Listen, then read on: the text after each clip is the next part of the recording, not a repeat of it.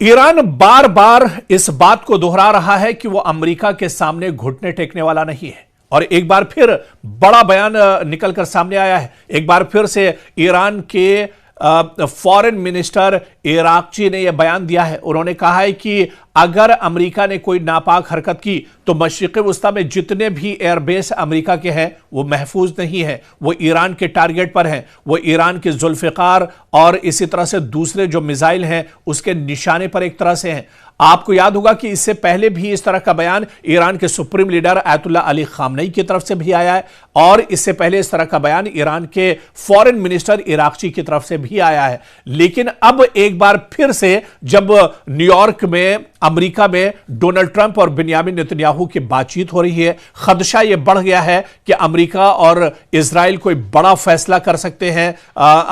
Iran पर लेकर। इस कशीदगी के बीच में कोई बड़ा फैसला डोनाल्ड ट्रंप और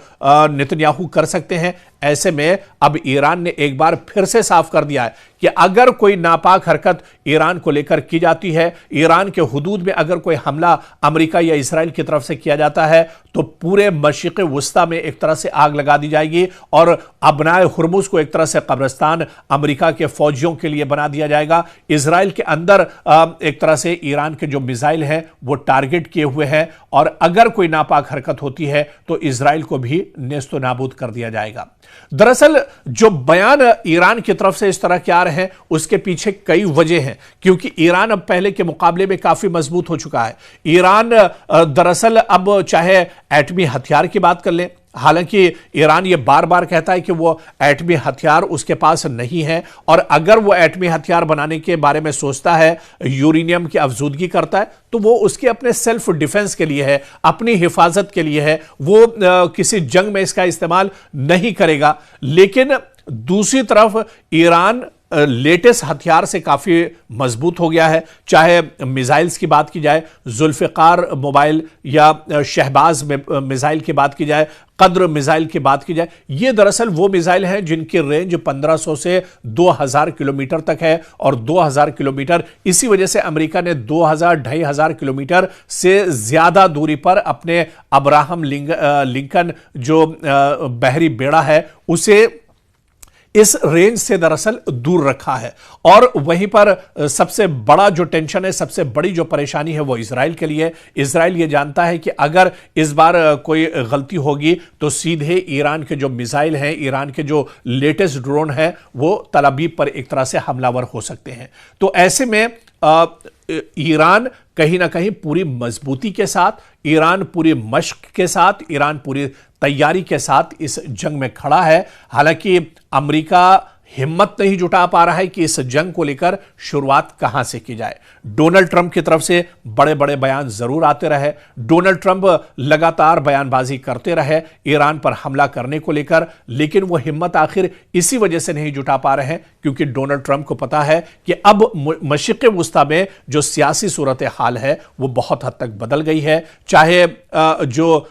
स्टेक होल्डर्स अलग अलग मशरिक़ वस्ता में है, हूसी मुजाहिदीन की बात कर ली जाए, हमास की बात कर ली जाए, लबनान की बात कर ली जाए, ईरान की बात कर ली जाए, दरअसल ये अलग अलग छोटे छोटे स्टेक होल्डर्स हैं, लेकिन ये सब मिलकर एक मजबूत ताकत बन जाते हैं और कहीं ना कहीं ये इजराइल और अमेरिका के लिए दर्द-ए-सर हैं। इसी वजह से इराक के फॉरेन मिनिस्टर ने एक बार फिर कहा है कि अगर कोई नापाक हरकत इजराइल और अमेरिका की तरफ से मशरिक़ वस्ता में की जाती है तो ईरान उसका भरपूर जवाब देगा और मशरिक़ वस्ता में जो एयरबेस अमेरिका के हैं वो ईरान के टारगेट पर हैं, यानी अमेरिका पर ईरान पर अगर हमला होता है तो अमेरिका के जितने एयरबेस मशरिक़ वस्ता में हैं वो तबाह बर्बाद कर दिए जाएंगे, वो खत्म कर दिए जाएंगे। लेकिन अब सबकी निगाहें अमेरिका में होने वाली बैठक पर है, जो बैठक इस वक्त चल रही है डोनाल्ड ट्रंप और बिन्यामिन नेतन्याहू के दरमियान जो बातचीत चल रही है, पूरी दुनिया की निगाहें इस पर टिकी हुई है कि इस बातचीत के बाद क्या कुछ फैसला लेंगे डोनाल्ड ट्रंप और बिन्यामिन नेतन्याहू, क्या कुछ उनका अगला रुख होगा, यह देखना बहुत अहम होगा। ईरान बार बार इस बात को दोहरा रहा है कि वो अमेरिका के सामने घुटने टेकने वाला नहीं है और एक बार फिर बड़ा बयान निकलकर सामने आया है। एक बार फिर से ईरान के फॉरेन मिनिस्टर इराकची ने यह बयान दिया है। उन्होंने कहा है कि अगर अमेरिका ने कोई नापाक हरकत की तो मशरिक़ वस्ता में जितने भी एयरबेस अमेरिका के हैं वो महफूज नहीं है, वो ईरान के टारगेट पर हैं, वो ईरान के जुल्फ़िकार और इसी तरह से दूसरे जो मिसाइल हैं उसके निशाने पर एक तरह से हैं। आपको याद होगा कि इससे पहले भी इस तरह का बयान ईरान के supreme leader Ayatollah Ali Khamenei की तरफ से भी आया है और इससे पहले इस तरह का बयान ईरान के फॉरेन मिनिस्टर इराकची की तरफ से भी आया है। लेकिन अब एक बार फिर से जब न्यूयॉर्क में अमेरिका में डोनाल्ड ट्रंप और बिन्यामिन नेतन्याहू की बातचीत हो रही है, खदशा यह बढ़ गया है कि अमेरिका और इजराइल कोई बड़ा फैसला कर सकते हैं ईरान पर लेकर। इस कशीदगी के बीच में कोई बड़ा फैसला डोनाल्ड ट्रंप और नेतन्याहू कर सकते हैं। ऐसे में अब ईरान ने एक बार फिर से साफ कर दिया है कि अगर कोई नापाक हरकत ईरान को लेकर की जाती है, ईरान के हुदूद में अगर कोई हमला अमेरिका या इजराइल की तरफ से किया जाता है तो पूरे मशरिक़ वस्ता में एक तरह से आग लगा दी जाएगी और अबनाए हुर्मुज को एक तरह से कब्रिस्तान अमेरिका के फौजियों के लिए बना दिया जाएगा। इजराइल के अंदर एक तरह से ईरान के जो मिसाइल हैं वो टारगेट किए हुए हैं और अगर कोई नापाक हरकत होती है तो इजराइल को भी नेस्तो नाबूद कर दिया जाएगा। दरअसल जो बयान ईरान की तरफ से इस तरह के आ रहे हैं उसके पीछे कई वजह हैं, क्योंकि ईरान अब पहले के मुकाबले में काफी मजबूत हो चुका है। ईरान दरअसल अब चाहे एटमी हथियार की बात कर लें, हालांकि ईरान ये बार बार कहता है कि वो एटमी हथियार उसके पास नहीं है और अगर वो एटमी हथियार बनाने के बारे में सोचता है, यूरेनियम की अफजूदगी करता है तो वो उसके अपने सेल्फ डिफेंस के लिए है, अपनी हिफाजत के लिए है, वो किसी जंग में इसका इस्तेमाल नहीं करेगा। लेकिन दूसरी तरफ ईरान लेटेस्ट हथियार से काफी मजबूत हो गया है, चाहे मिसाइल्स की बात की जाए, जुल्फिकार मोबाइल या शहबाज मिसाइल की बात की जाए, कद्र मिसाइल की बात की जाए। ये दरअसल वो मिसाइल हैं जिनकी रेंज 1500 से 2000 किलोमीटर तक है और 2000 किलोमीटर इसी वजह से अमेरिका ने 2000-2500 किलोमीटर से ज्यादा दूरी पर अपने अब्राहम लिंकन जो बहरी बेड़ा है उसे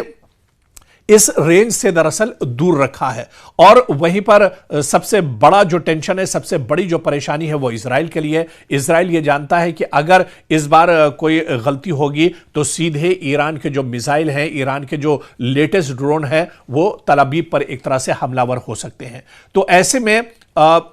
ईरान कहीं ना कहीं पूरी मजबूती के साथ, ईरान पूरी मश्क के साथ, ईरान पूरी तैयारी के साथ इस जंग में खड़ा है। हालांकि अमेरिका हिम्मत नहीं जुटा पा रहा है कि इस जंग को लेकर शुरुआत कहां से की जाए। डोनाल्ड ट्रंप की तरफ से बड़े बड़े बयान जरूर आते रहे, डोनाल्ड ट्रंप लगातार बयानबाजी करते रहे ईरान पर हमला करने को लेकर, लेकिन वो हिम्मत आखिर इसी वजह से नहीं जुटा पा रहे हैं क्योंकि डोनाल्ड ट्रंप को पता है कि अब मशरिक़ वस्ता में जो सियासी सूरत हाल है वो बहुत हद तक बदल गई है। चाहे जो स्टेक होल्डर्स अलग अलग मशरिक़ वस्ता में है, हूसी मुजाहिदीन की बात कर ली जाए, हमास की बात कर ली जाए, लबनान की बात कर ली जाए, ईरान की बात कर ली जाए, दरअसल ये अलग अलग छोटे छोटे स्टेक होल्डर्स हैं, लेकिन ये सब मिलकर एक मजबूत ताकत बन जाते हैं और कहीं ना कहीं ये इजराइल और अमेरिका के लिए दर्द-ए-सर हैं। इसी वजह से इराक के फॉरेन मिनिस्टर ने एक बार फिर कहा है कि अगर कोई नापाक हरकत इजराइल और अमेरिका की तरफ से मशरिक़ वस्ता में की जाती है तो ईरान उसका भरपूर जवाब देगा और मशरिक़ वस्ता में जो एयरबेस अमेरिका के हैं वो ईरान के टारगेट पर हैं, यानी अमेरिका पर ईरान पर अगर हमला होता है तो